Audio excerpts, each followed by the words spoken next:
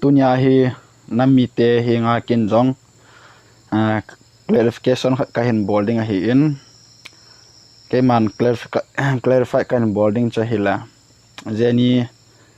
ki tha chung chang hi in jeni hi keman ka khot ta ka tha hi in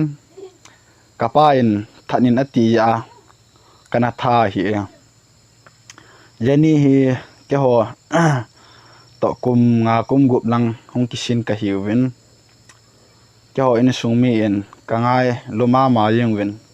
along silo ka hi win adi in ke to ke ha sin ke ha vop ka hi in ke hin kalong si ma yengin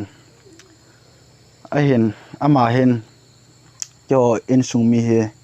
nui si ti daham e mo sit o ti daham ka in sungmi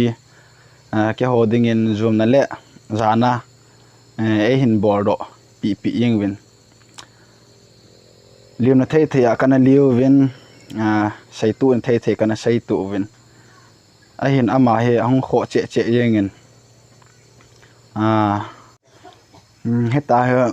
ama hen a kho che hen bordo pha na he kapa in tha do yengin atia cho kein jong kana tha yeng hi in aman ipija ka tha ham ti cho an sai lang aman an abor sit lin pen ho cho hila in sa te ano nga ani do hi in thang te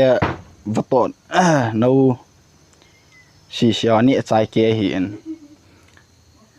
kholai langa vo no khat rong a peli a chele khosunga dai palo siong in sunga